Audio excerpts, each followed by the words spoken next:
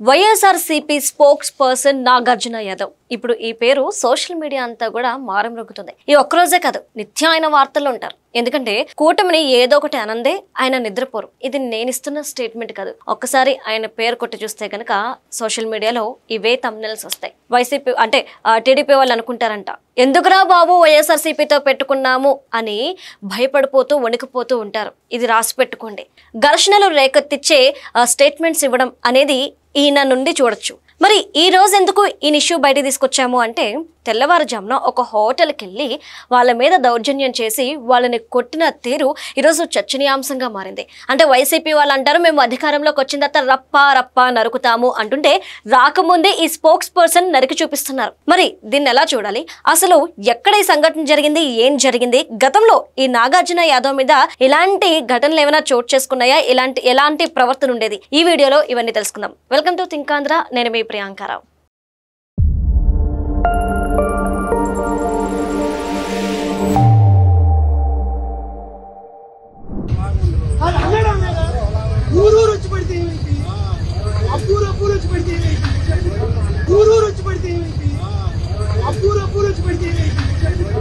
ఆయన కొడపోయారు సాయిబు గారు, ఆయన కొడపోయారు సాయిబు గారు. ఆయన మళ్ళీ వచ్చి కొడతాను మా భయంతో పెడుతుంది.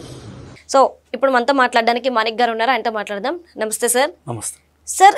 ఈ నాగార్జున యాదవ్ ఇష్యూ ఏంటి? మార్నింగ్ నుండి చూస్తుంటే ఏ సోషల్ మీడియాలో చూసినా ఏ ఇష్యూనే రన్ అవుతుంది. అసలు ఏం జరిగింది?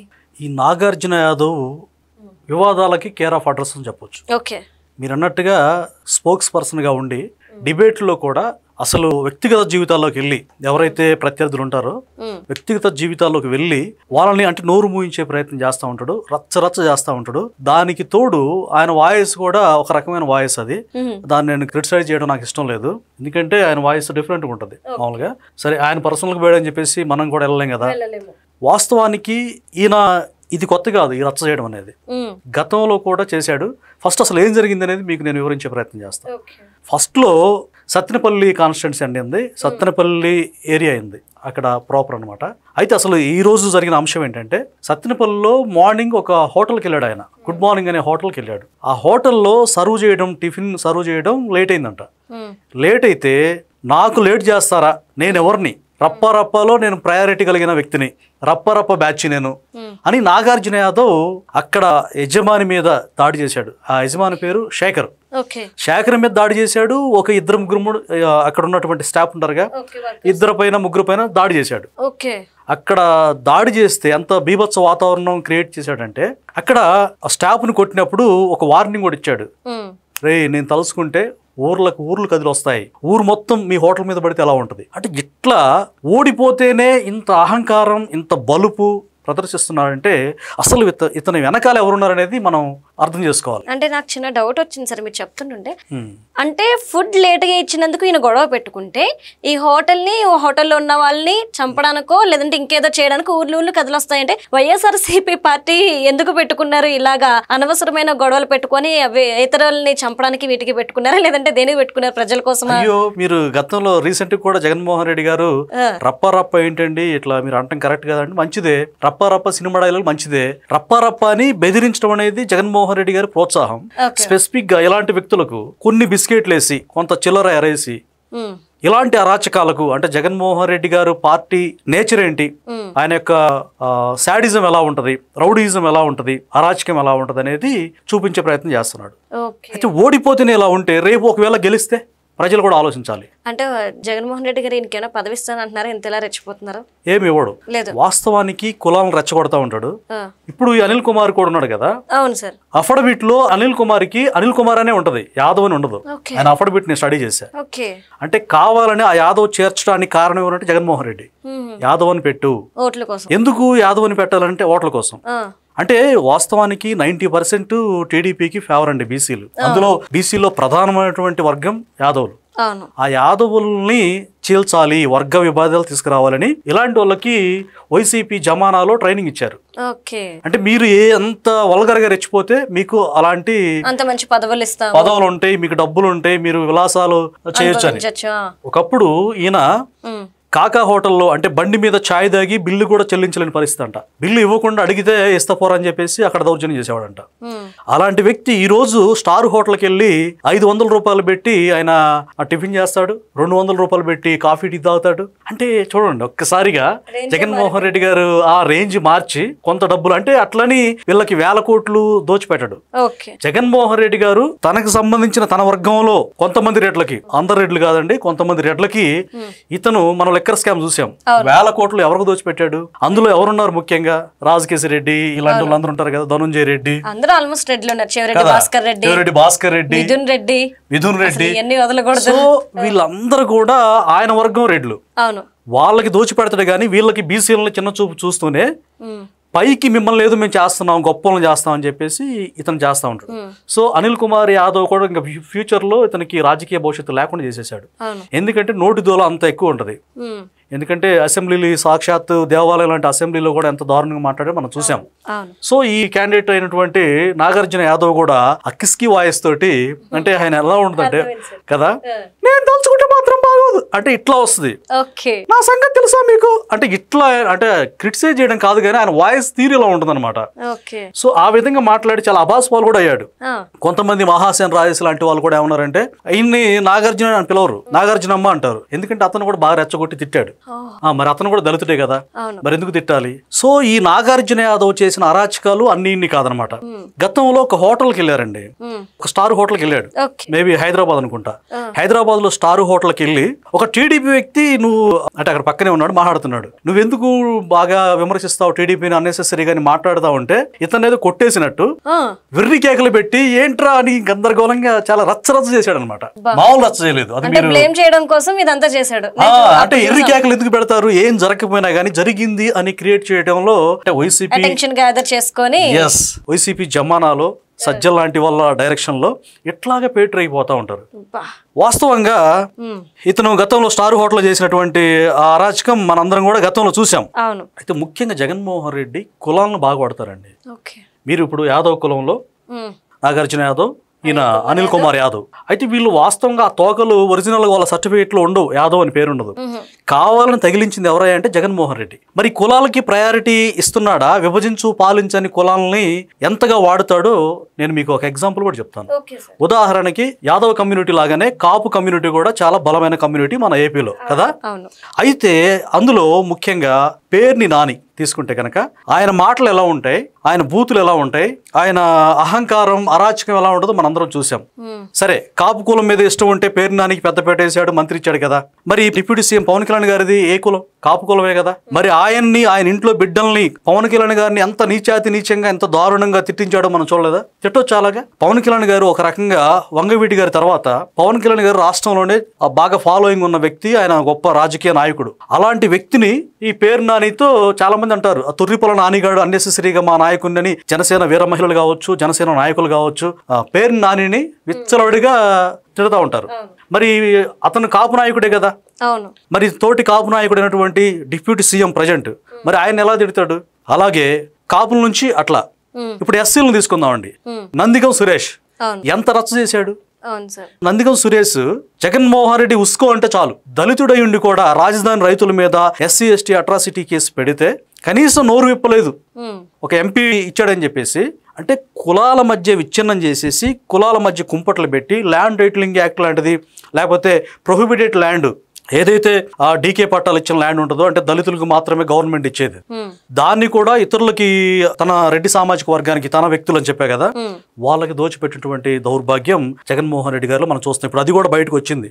దాని గురించి కూడా సిట్టు విచారణ చేస్తా ఉంది, అసలు ఎవరున్నారు ఏంటి అనేది కూడా. అయితే ఇప్పుడు ఈ నాగార్జున యాదవ్ నాకు ఎంపీ పదవి వస్తుంది అన్న నాకు చాలా గొప్ప చేస్తున్నాడని చెప్పేసి అప్పుడు చాలా రంకెలేసి సత్తెనపల్లి నియోజకవర్గం మొత్తం ప్రజలు మొత్తం కూడా ఉక్కిరి బిక్కిరి చేశాడు. నాకు ఎంపీ వస్తుంది, చిలకలూరుపేటకి నేను ఎంపీని అవుతాను, లేకపోతే పల్నాడు నర్సాపేట ఎంపీ టికెట్ నాకు వస్తుంది, పల్నాడుకే నేను పెద్ద బ్రాండ్ అంబాసిడర్ అవుతానని చెప్పి ఆ యాదవ్ కమ్యూనిటీని మిస్గైడ్ చేశాడు.